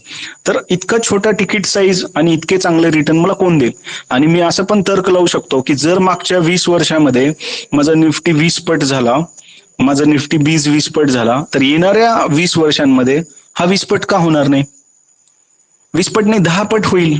म्हणजे माझं जर टार्गेट असेल 2022 पासून मी 2032चा आणि 2042चा विचार करतोय, त्याच्यापेक्षा पुढे जाऊन 2052चा विचार करतोय, आणि मी जर असा विचार करतोय माझी जी रिटायरमेंट आहे, आज समजा आपलं ऍव्हरेज एज इथं जे क्लासमध्ये असतील ते कोणी 30चे असतील, कोणी 35चे, कोणी 40चे असतील, आणि जर आपण आपल्या रिटायरमेंटचा विचार करत असू तर ह्याच्यापेक्षा चांगला टूल कोणता आहे?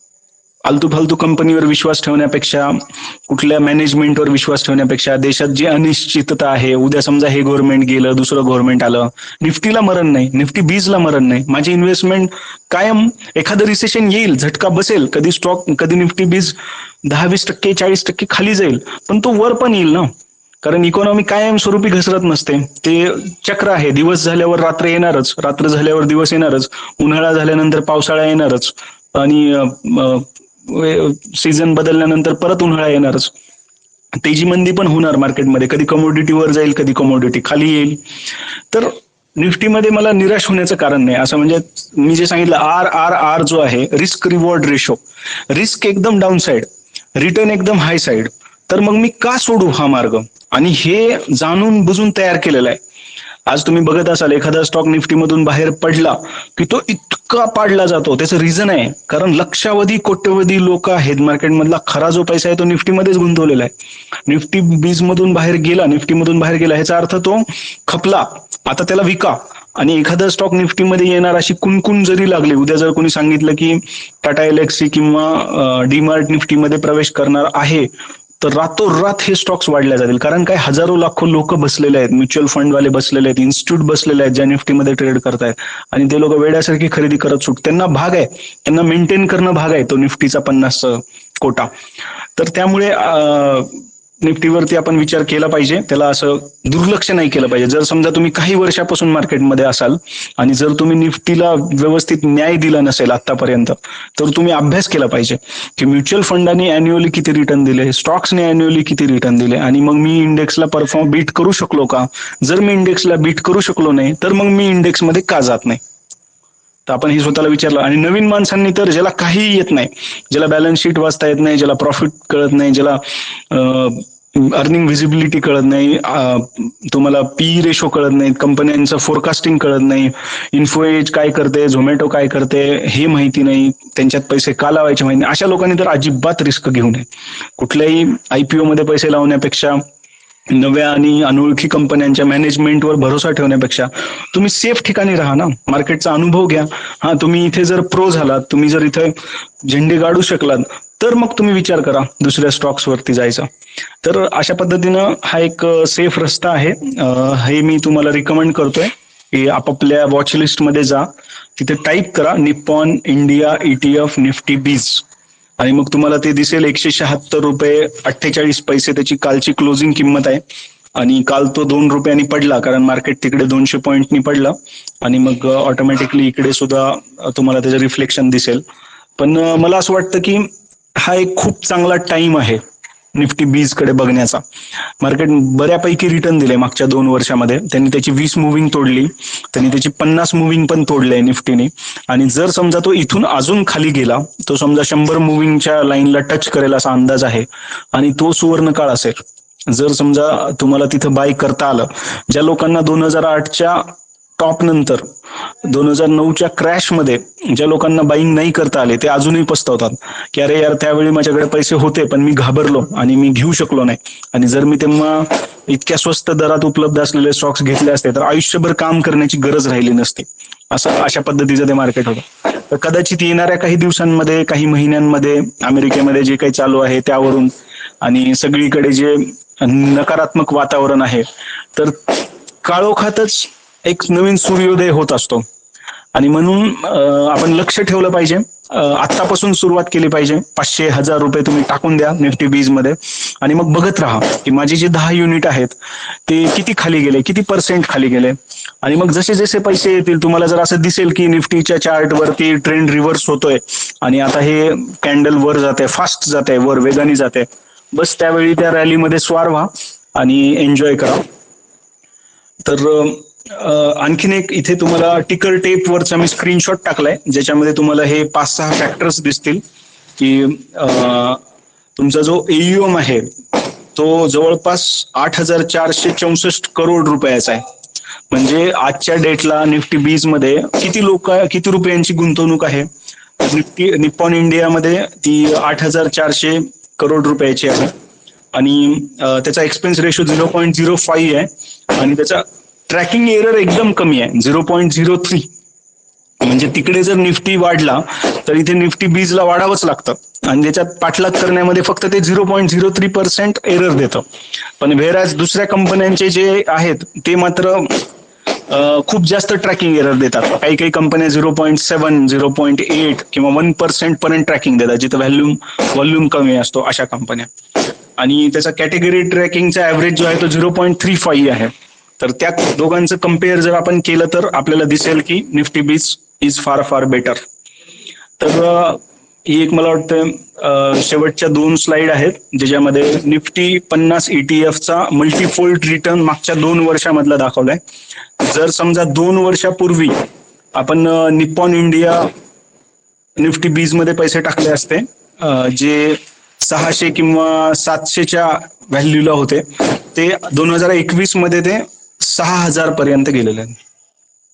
ते 1,500ची, म्हणजे मला असं जर रुपीज मध्ये सांगायचं असेल तर आय थिंक 80 रुपयाच्या बॉटमला गेलेला निफ्टी बीज मला 220 रुपयापर्यंत रिटर्न देऊन गेला, म्हणजे जवळपास 3 पट अप्रॉक्सिमेटली. तर ती एक खूप चांगली गोष्ट आहे. पण बाकीच्या ह्याच्यामध्ये तेवढा तो रिटर्न मिळालेला नाही. स्पेशली जर तुम्ही कोटक मध्ये बघाल तर तो जो साईज आहे तो सिग्निफिकंट नाहीये, तो तेवढाच आहे. किंवा ग्रे कलरचा जो अदर निफ्टी ETF आहेत ते तितके वाढलेले दिसत नाहीत आपल्याला. पण रेड कलरचा जो निप्पॉन ETF आहे तो मात्र बऱ्यापैकी वाढलाय. तर त्यामुळे निप्पॉनची जी असेल ETF ची इन्व्हेस्टमेंट ती कम्पॅरेटिव्हली सेफ असेल, आणि म्हणून आपण सर्वांनी याच्यावर विचार करायला पाहिजे. ज्या लोकांना ऑप्शन्स मध्ये जायचं असेल तर त्यांना तर निफ्टी बीज मध्ये येणं भाग आहे. की आपल्याला करायचंय काय, म्हणजे मी आज तुम्हाला काय सांगितलं की तुम्हाला जर ऑप्शन्स मध्ये पुढे जायचं असेल, आपल्याजवळ पैसे आहेत, 10 लाख रुपये आहेत किंवा त्याच्यापेक्षा जास्त रक्कम आहे, कमीत कमी 5 लाख आहेत, 2 लाख आहेत कुणाकडे, आणि हे पैसे जाऊ नये अशी आपली इच्छा आहे, तर मग अशा ठिकाणी पैसे लावूया जे सेफ आहे, जिथं जास्त झिकझिक करायची गरज नाही, आणि तिथून आपण ऑप्शन्स मध्ये पैसे कमवूया. म्हणजे अजून एक ऍडिशनल मार्ग मी शोधतो. तर हे खूप चांगलं आहे. आपल्यामधले बरेच लोक जे आहेत ना, ते नोकरी करणारे लोक आहेत किंवा त्यांचा बिझनेस आहे स्वतःचा, आणि ते लोक फोकस नाही करू शकत मार्केटवरती. असं होतं की आता मी कॉलेजमध्ये आहे, मी लेक्चर घेतोय आणि मी बघत बसू शकत नाही की माझा स्टॉप लॉस कटला का, किंवा मी रोज रोज त्याला ट्रॅक करू शकत नाही की आज माझ्या स्टॉक सोबत काय होतंय. माझ्याजवळ समजा 50 स्टॉकचा पोर्टफोलिओ आहे, माझ्यात ती धमक पण आहे, माझ्यात तेवढं टॅलेंट आहे की मी 50च्या 50 स्टॉकला नफ्यामध्ये आणू शकतो, पण माझ्याकडे तो वेळ नाहीये. हा माझा प्रॉब्लेम आहे की आपण फुल टाइम ट्रेडर थोडीच आहे. आपल्याजवळ 5-6 स्क्रीन आहेत कॉम्प्युटरच्या समोर, बजर्स वाचतायत, मुव्हिंग एव्हरेज कोणी कोणती कट केली, आवरली चार्ट वरती काय घडतंय, मिनिट चार्ट वर काय करतंय, हे आपण करू शकत नाही. जर आपण ते करत बसलो तर आपल्याजवळ पैसा येण्याचा दुसरा मार्ग थांबेल. आज हे जे लोक स्टॉक मार्केटमध्ये बसलेले आहेत, हे हजारो करोड रुपये घेऊन बसलेले आहेत, तर त्यामुळे ते फुल टाइम ट्रेडिंग करू शकतात. किंवा जे नुसतेच ट्रेडर आहेत ते लॉस करून घेतात, कारण त्यांच्याजवळ दुसरा रस्ता नसतो. मग ते अदर मार्ग शोधतात. मग ते युट्यूब चालवतात किंवा इन्फ्लुएन्सर बनतात, कंपन्यांचे हस्तक बनतात आणि पैसे कमवतात. आपल्यापाशी कोणता मार्ग आहे? तर आपल्यापाशी आपला जॉब करणं इमाने इतबारे, आपला बिझनेस करणं, जे पण आपण पैसे कमवण्यासाठी करतोय ते करणं, आणि मग side by side stock market करणं. आणि म्हणून जर साईड बाय साईड करायचं असेल, जर आपल्याजवळ तेवढा वेळ नसेल 50 चार्टला ट्रॅक करण्याचा, तर ह्या 50 चार्टचा बेनिफिट एकाच चार्टमध्ये मिळत असेल तर. आणि मग जर तुम्हाला निफ्टी बीज मधून घेत, म्हणजे मला करायचंय काय, माझा कामाचा लोडच संपला ना, मला फक्त एकच चार्ट ट्रॅक करायचा आहे, आणि तो मी ऑफिस आवर्स नंतर पण करू शकतो जर मी त्याला विकली चार्टवर ट्रॅक केलं. तर अशा पद्धतीनं ऑप्शन्स मध्ये जाणं, छोट्या टाइम फ्रेमला सोडणं, नंबर ऑफ स्टॉक्सचा पिछा सोडणं, एकाच चार्टवरती फोकस होणं, आणि मग पैसे कमवणं खूप सोपं होतं कम्पॅरेटिव्हली. इतकं सगळं हेक्टिक होण्यापेक्षा जर मी एकाच ठिकाणी एकाग्रतेने काम केलं तर माझे नफा मिळण्याचे चान्सेस वाढतात. जे काही माझं नॉलेज आहे ते मी अप्लाय करू शकतो, आणि मग माझी रिस्क कमी होऊन जाते. तर मला वाटतं तोच RRR आहे, रिस्क रिवॉर्ड. तुम्ही कुठल्याही अँगलने विचार करा, वेगवेगळ्या कसोट्यांवर तपासून पहा, आणि तुम्हाला जर असं वाटेल की इंडेक्स इज द बेस्ट, तर मग आपण हमखास या इंडेक्सला त्याचं महत्व ऍक्सेप्ट करून त्याच्यात इन्व्हेस्ट करायला सुरू केलं पाहिजे. तर आय थिंक म्हणजे तुम्हाला रिव्हिजन झाली असेल, नवीन काही माहिती पण मिळाली असेल, ह्याचं महत्व पण कळालं असेल, आणि तुम्ही ह्याला कोरिलेट पण करू शकाल की इंडेक्स खरोखर किती महत्वाचा आहे. उद्यापासून जेव्हा तुम्ही निफ्टीला बघाल तर त्याच्याकडे रिस्पेक्टनी बघाल की अरे निफ्टी असाच नसतो, तो निफ्टी मॅन्युप्युलेट केला म्हणून त्याला बदनाम करतात, पण ऍक्च्युली तीच पैसे कमवण्याची चावी आहे. तर ती चावी तुम्हाला जाणवली पाहिजे, तर मग हे पैसे मिळण्याचा मार्ग, एक नवीन रस्ता आपल्या समोर तयार होईल. तर आय होप तुम्ही लेक्चर एन्जॉय केलं असेल. कोणाला काही प्रश्न असेल, कोणाला काही फीडबॅक असेल तर विचारू शकता, कोणाच्या काही शंका असतील.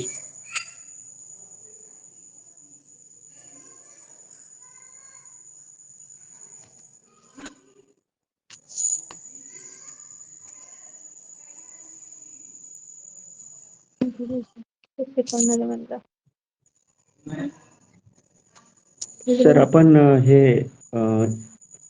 ETF वापरून ऑप्शन ट्रेडिंग कसं करणार हे शिकणार आहोत का नंतर? हो हो. कसं आहे बेसिकली, तुमचा एक जो निफ्टी आहे तो 100 निफ्टी बीजनी बनलेला आहे.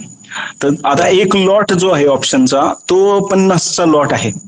तर लॉजिक हेच आहे की तुमच्याजवळ 5000 निफ्टी बीज असतील, त्याच्या अगेन्स्ट मध्ये तुम्ही कॉल विकू शकता किंवा तुम्ही पुट विकू शकता. बरोबर. म्हणजे तुम्हाला हेजिंग करायचंय, म्हणजे काय करायचंय, तर तुम्हाला तुमचा पोर्टफोलिओ उभा करून जर तुम्ही त्याच्या अगेन्स्ट मध्ये पोझिशन घेतली, म्हणजे उदाहरण जर द्यायचं झालं तर आज 16,200चा निफ्टी आहे. बरोबर. मी जर समजा 16,200ला 5,000 निफ्टी बीज खरेदी केले, तर मला किती लागेल रक्कम, तर 176 गुणिले 5,000, ती जी पण येईल 8 लाख 8.5 लाख काहीतरी रक्कम असेल. तर त्या 8.5 लाख रुपयाच्या अगेन्स्ट मध्ये, आता समजा मी नुसताच लॉंग टर्म ट्रेडर आहे, ठीक आहे. आता समजा एखादा माणूस इथं असेल ज्याच्याजवळ 1 लाख रुपये आहेत, त्यांनी माझं लेक्चर ऐकून इम्प्रेस झाला आणि त्यांनी उद्या सोमवारी मार्केटमध्ये जाऊन 1 लाख रुपयाचा निफ्टी बीज घेऊन टाकला. चला, त्यांनी इथं घेतला, पण उद्या समजा निफ्टी बीज खाली आला आता समजा निफ्टी खाली आला, मी जसं सांगितलं की त्याची एक उतरती चाल सुरू आहे, डाऊन ट्रेंड सुरू आहे, पण आपल्याला बॉटम कळत नाही, तर मग आपण कधी ना कधी गुंतवणार पैसे. आणि मग तो समजा तिथून 176 वरून 170 ला आला, 165 ला आला, 160 ला आला, देव न करो तो 150 ला आला, 140 ला आला, तर तो बघत बसण्याशिवाय काहीच करू शकत नाही. त्याच्या हातातच तो 20% लॉस सहन करेल. पण जर समजा त्याच्या अगेन्स्ट मध्ये मी ऑप्शन्स मध्ये पोझिशन्स घेतल्या आणि मी इन्शुरन्स काढला माझ्या पोर्टफोलिओचा, मी जे 8 लाख रुपये टाकलेले आहेत, 8.5 लाख रुपये टाकलेले आहेत, त्याच्या अपोज मध्ये मी कॉल विकतो. कॉल विकणं म्हणजे काय, तर मंदी करतो. ठीक आहे. तर प्रत्येक 8 दिवसाला, प्रत्येक 15 दिवसाला किंवा प्रत्येक महिन्याला निफ्टी बीज खाली आला की माझा कॉल मला पैसे देऊन जाणार. समजा जर मी 25,000 रुपयाचा कॉल विकला असेल, 500 रुपयाचा कॉल आणि 50 रुपये त्याची किंमत आहे, मी हे सांगतो नंतर सर्व स्क्रीनवरती, तर मला 25,000 रुपये मिळाले, तर माझा लॉस रिकव्हर झाला ना, जो की लॉंग टर्म वाल्याचा झाला नाही. ज्या माणसाने 2-3 लाखाचं घेतलं होतं तो तर बघत बसणार, पण जो माणूस कॉल विकणार, आणि हे जे FII आणि इन्स्टिट्यूट आहेत हे लोक हेच तर करतात. एक्सपायरीला मार्केट व्होलटाईल का होतं, कारण ते लोक कॉलमध्ये असतात, म्हणजे जे काही पुट कॉल रेशो असतो तर त्यावरती ते इन्कम कमवतात पूर्ण ऑप्शन चेनवरतीच. तर म्हणून ऑप्शन सेलिंग मध्ये पैसा का आहे, तर इंडेक्सला हेज केल्यामुळे तिथे पैसा आहे. तुम्ही समजा तुम्ही निफ्टी बीज घेऊन ठेवलाय आणि मार्केट तुम्हाला दिसतंय विकली चार्टवर की मागच्या 2 वर्षामध्ये जसा बुल रन झाला होता, निफ्टी बीजनी समजा खालून वेगाने अशी कॅन्डल तोडली 20 मुव्हिंगची आणि मार्केट पळायला लागलं वरती, कधी ना कधी तर ती सिच्युएशन येईलच. तर तुम्ही फक्त पुट घेऊन ठेवला तर पैशाची बारिश होईल. म्हणजे इतका पैसा येतो की जो निफ्टी बीजनी येणार नाही, कारण तिथे लिव्हरेज आहे. तिथे एक एक लॉट 5,000 निफ्टीचं काम करतोय. फक्त 7,500 रुपये गुंतवून तुम्ही 8.5 लाख रुपयांची मालमत्ता उभी करता किंवा त्याच्यावरचे रिटर्न मिळवू शकता. तर हे किती भारी आहे की तुम्ही एखादा कॉल खरेदी करता आणि तुम्ही फक्त एन्जॉय करता रॅली. जाणार तर काय, 7,500 रुपये जाणार, आणि रिवॉर्ड किती आहे त्याच्या अगेन्स्ट मध्ये, 50,000 रुपये मिळणार. जर इथून निफ्टी 500 पॉईंट वर गेला तर पर पॉईंट तुम्हाला 5,000 रुपये मिळतात. तर 500 पॉईंट जर वर गेले तर 25,000 मिळणार. तर हे आपण समजून घ्यायला पाहिजे की ऑप्शन्स म्हणजे हे काय सर, ही पहिली पायरी आहे निफ्टी बीजला समजून घेणं. जर आपली रक्कम आपल्याला योग्य ठिकाणी टाकायची आहे, ऑप्शन्स मध्ये कसं आहे, स्टॉक्स पण आहेत आणि इंडेक्स पण आहे. मी प्रिफर करत नाही स्टॉक्स मध्ये जाणं. स्टॉक्स मध्ये व्हॉल्यूम कमी आहे, व्हॉलेटिलिटी जास्त आहे. आपल्याजवळ इतका पैसा नाही आहे की आपण 10 कंपन्यांचे 10 ऑप्शन्स मध्ये काम करू. आपल्याला केवळ 1 किंवा 2 ऑप्शन मध्ये काम करता येईल. आपल्याजवळ असे किती लोक आहेत भांडवल असणारे की ज्यांच्याजवळ 50 लाख भांडवल आहे, 1 करोड भांडवल आहे, कोणीच नसेल कदाचित. तर मग त्या लोकांनी स्टॉकमध्ये जावं ज्यांच्याजवळ करोडो रुपये आहेत. आपल्याजवळ जर 10 लाख 20 लाख असेल तर मग आपण त्या केसमध्ये फक्त इंडेक्समध्ये राहावं. इथं लिक्विडिटी आहे आणि सेफ्टी पण आहे. समजा उद्या आपल्या एखादी चाल चुकली, आपला एखादा अंदाज चुकला, आपण पोझिशन घेतली की निफ्टी वर जाईल आणि गेला नाही वर, तरी पण तो कधी ना कधी तर वर जाईल. पण कंपनीच्या बाबतीत मी हे सांगू शकत नाही. आज इंडिया बुल हाऊसिंग मध्ये ज्या लोकांनी काम केलं फ्युचर्स मध्ये ते खपले, कारण ती RBL मध्ये ज्या लोकांनी फ्युचर मध्ये काम केलं ते खपले. तर ते निफ्टी सोबत होणार नाही. आता त्या कंपन्या कधीच वर जाणार नाहीत परत. तर हे फार अवघड आहे, कारण कंपनीचा प्रमोटरच चांगला नाहीये, कंपनीमध्ये तितकं दमच नाहीये. तर त्या लोकांना अडकवण्यात आलंय आणि त्यांनी त्यांचा खूप पैसा मातीमोल करून घेतला. पण निफ्टी सोबत हे होणार नाही. तर हा इथं बेनिफिट आहे. म्हणजे ऑप्शन मध्ये जाण्याच्या अगोदर हीच पहिली पायरी आहे आपली.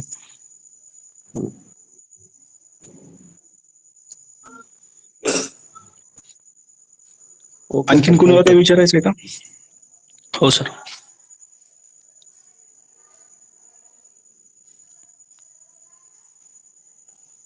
अक्षय भाऊ काही विचारायचंय?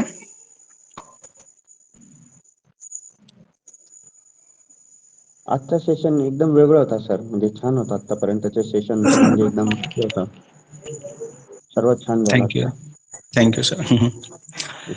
अशीच नवीन नवीन माहिती देण्याचा प्रयत्न असेल सर, की आपल्याला आहे ना पैसे गमवायचे नाही, बस एवढं एक करायचं आहे. म्हणजे वॉरेन बफेटनी सांगितलंय स्टॉक मार्केट मधला rule number 1 never lose money, आणि rule number 2 don't forget the rule number 1. तर आपला भर जो आहे तो याच्यावरच आहे की पैसे गमवायचे नाही बस, आणि मग त्याच्यासाठी जे पण रस्ते असतील ते शोधून काढायचे आपण. थँक्यू. हॅलो. ओके. हा बोला मयूरजी. हा सर, मला विचारायचं होतं, आता तुम्ही सांगितलं निफ्टी बीज मध्ये आपण निफ्टी बीज सगळे घ्यायचे आहे, हो आणि तुम्ही हे पण सांगितलं एकाच बास्केटमध्ये सगळे एक्स ठेवायचे नाहीत. मग बरोबर. समजा मोठी रक्कम जर निफ्टी बीज मध्येच फक्त गुंतवू शकतो का आपण 1-2 ETF मध्ये पण असं हे करू शकतो? नाही, हे सेफ आहे सर. म्हणजे आता अनलेस समजा आता आपलं जर बॅड लक असेल आणि उद्या निप्पॉन कंपनीचा मालकच जर फ्रॉड निघाला तर मग आपण बुडलो. पण असं होणार नाही. निप्पॉन कंपनीचा जर तुम्ही इतिहास काढला ना तर आज जे भारतामध्ये LICचं स्थान आहे ते जगामध्ये निप्पॉन कंपनीचं स्थान आहे. निप्पॉन ही कोण आहे तर जगामधल्या सर्वात जास्त देशांमध्ये सर्वात जास्त इन्शुरन्स कंपनी विकणारी कंपनी आहे निप्पॉन. आणि त्याचा इतिहास फार खतरनाक आहे. 150 वर्ष जुनी कंपनी आहे. जगातली सर्वात श्रीमंत शक्तिशाली कंपन्यांमधली एक कंपनी आहे. रिलायन्सची अनिल अंबानीची जेव्हा ही कंपनी विकायला निघाली ना, हे जे निप्पॉन होता ना अगोदर, हा निफ्टी 20 जो होता तो रिलायन्सच्या मालकीचा आहे ऍक्च्युली, अनिल अंबानीच्या. आणि त्याला खरेदी करण्याची कोणाची अवकात नव्हती त्यावेळेस. 2000 जेव्हा पण 14-15 मध्ये डील झाली तर केवळ निप्पॉन होती जी हा इतका मोठा फंड घेऊ शकली. तर आणि कसं आहे सर, म्हणजे डायव्हर्सिफाय करायचं तर आपण 1-2 कंपन्या घेऊ शकतो, पण आत्ताच्या डेटला शंका घेण्यासारखं एक पण कारण नाहीये. म्हणजे आता समजा उद्या झिरोदा बुडालं तर यू नेव्हर नो, काही पण होऊ शकतं. जर ह्या देशामध्ये सेबीची जी मुख्य अधिकारी आहे ती जर एखाद्या बाबाच्या आदेशावरून काम करू शकते तर ह्या जगात काही होऊ शकतं. म्हणजे काय, म्हणजे आपण कुणावरच विश्वास ठेवायचा नाही ऍक्च्युली. आता समजा आपण गोल्ड बॉन्ड घेतला आणि उद्या समजा त्या गोल्ड बॉन्डच्या मालकाने गोल्डच नाही घेतलं तर काही लोक म्हणतात की ह्या पेपर गोल्डला काहीच व्हॅल्यू नाहीये. तुमच्या कपाटात तो पेपर पडून राहील आणि उद्या तो गोल्ड घेणारच नाही. तुम्ही जेव्हा विक्रीला जाल तेव्हा तुम्हाला पैसे मिळणारच नाही. तर आपण त्याच्यावर शंका पण घेऊ शकत नाही. हो बाबा, होऊ पण शकतं, का नाही होऊ शकत. पण एक मार्केटमधला ओव्हरऑल जर आपला जो नॉर्मल पद्धतीने जर विचार केला तर असं वाटतं की ह्याच्यात धोका दिसत नाहीये. आतापर्यंतचा ट्रॅक रेकॉर्ड बघून, आतापर्यंतचे जे पण अनुभव आहेत ते बघून, किंवा लोकांचे जे अनुभव आहेत त्याचा अभ्यास केला तर असं वाटतं की निप्पॉन सेफ आहे. फ्युचरमध्ये जर असं वाटलं की निप्पॉन मध्ये गडबडी आहे तर डेफिनेटली मग आपण हे सोडून आपण असं विचार करू शकतो की मी थोडे पैसे ह्या ETF ला टाकतो, थोडे त्या ETF ला टाकतो. डायव्हर्सिफिकेशनचा अर्थ असा होता सर की एका कंपनीमध्ये पैसे लावणं धोकादायक आहे, पण 50 कंपन्यांचा जर एकत्रित कोणी असेल कॉम्पोनंट तर त्याच्यामध्ये आपोआपच डायव्हर्सिफिकेशन मिळते. म्हणजे तुम्हाला ही सुविधा मिळते, एकाच ठिकाणी पैसे लावून तुम्ही 50 कंपन्यांमध्ये पैसे लावता, तर तुम्ही डायव्हर्सिफिकेशन पण साध्य केलं आणि तुमची डोकेदुखी पण तुम्ही कमी करून घेतली. हेच जर 50 वेगवेगळ्या कंपन्या घेतल्या असत्या तर किती खर्च झाला असता. प्रत्येक कंपनीचा स्टॉक सेपरेट विकणं, प्रत्येक कंपनीचा स्टॉक सेपरेट खरेदी करणं, त्याचा ब्रोकरेज, त्याचा एक्सपेन्स, त्याचं ट्रॅकिंग, कोणता चार्ट वर गेला, कोणता खाली आला, कोणाची मुव्हिंग ऍव्हरेज तुटली, कुठला स्टॉप लॉस तुटला, तर हे सगळं मला एकाच ठिकाणी बघता येतं. तर त्यामुळे डायव्हर्सिफिकेशन तुमचं होतंय इथे ऑलरेडी. ओके, चालेल. अनिमेश, काय विचारायचं?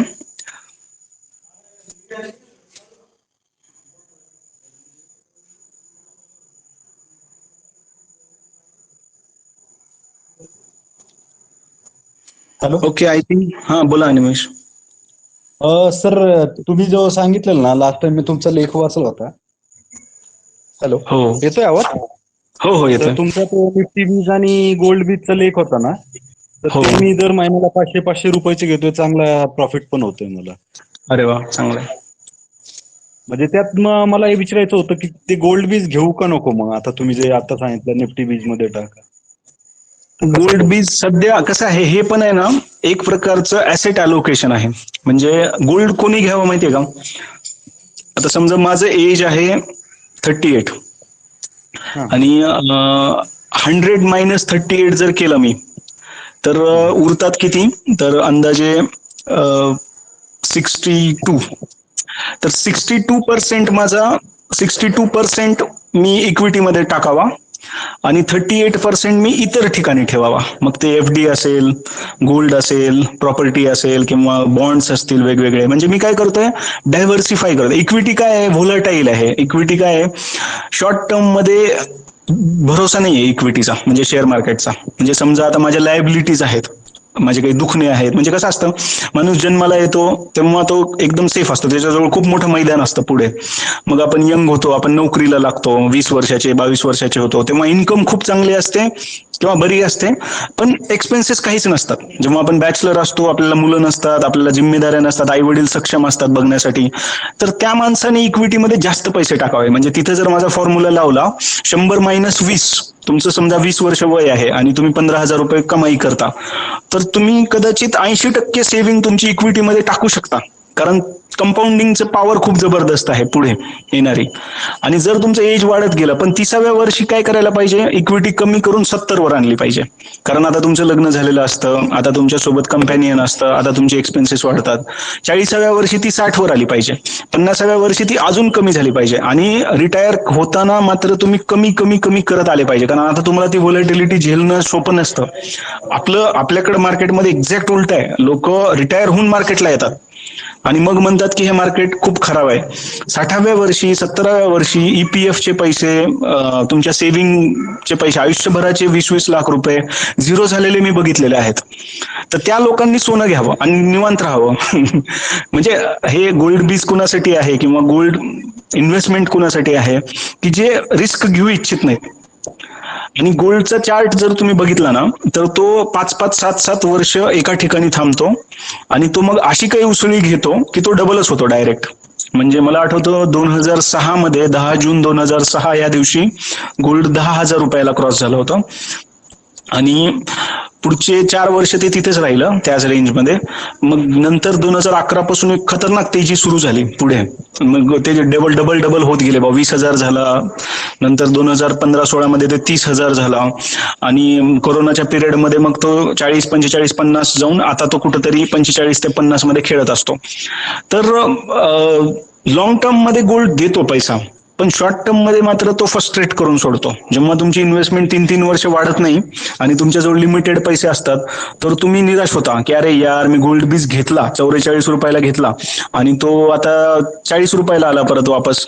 तर मग तुमचा हौसला तुटतो. तुम्ही बघता स्टॉक मात्र इकडे डबल झाला, 300 रुपयाचा 400 रुपयाचा माइंड ट्री 7,000 ला गेला आणि गोल्ड बीज तर वाढलंच नाही. मग तुम्ही निराशेमध्ये विकून टाकता गोल्ड बीज आणि परत गोल्ड बीज वाढतो. तर गोल्ड बीज जर घ्यायचं तर त्याचं सिक्रेट असं आहे की तुमच्या असेट अलोकेशन ठरवून घ्या. तुमच्या कमाईचा 15%, 20%, 40% रक्कम जी पण आहे ती गोल्ड बीज मध्ये जर टाकत असाल तर ती लॉक करून टाका की 10 वर्ष मी याच्याकडे बघणार नाही. तर मग तुम्ही त्या वाटेला जा. आणि जर तुम्ही यंग असाल, तुमच्याजवळ पोटेन्शियल असेल, पैसे कमवण्याची धमक आहे, जिम्मेदाऱ्या कमी आणि पैसे वाढवण्याची भूक आहे, माझ्याजवळ स्कोप आहे पैसे वाढवण्याचा, तर त्या केसमध्ये तुम्ही इक्विटीमध्ये या, तुम्ही निराश होणार नाही.